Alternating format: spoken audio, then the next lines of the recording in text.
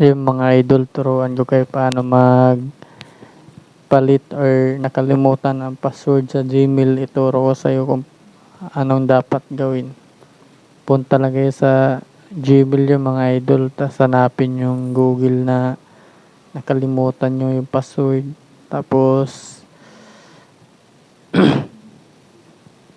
pasensya ng mga idol, may medyo masama yung pakiramdam ko. Ayun, punta kayo sa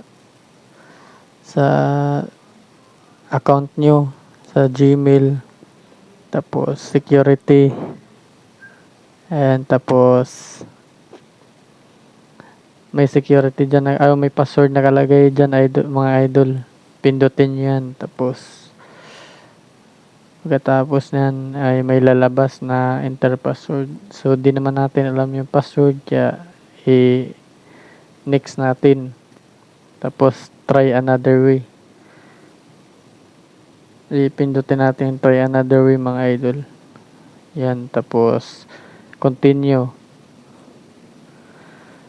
Continue nyo lang yan. Ayan, yan. Dyan nalalabas yung new password and confirm yung new password nyo, mga idol. Yan, mapapalitan kung anong gusto yung password ilagay dyan.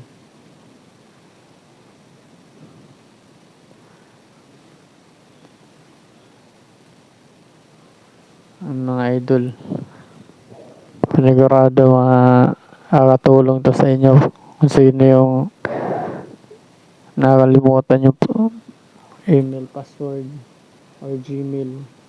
Yan lang yung tutorial, mga idol.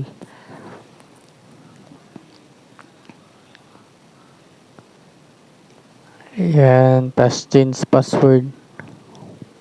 Pindutin nyo lang yung change password, mga lods. Ayun, change password yan. So, ayan, okay na yung mga idol. Get started na ulit. Or close, pwede. Salamat mga idol. Pa-follow, subscribe. Thanks.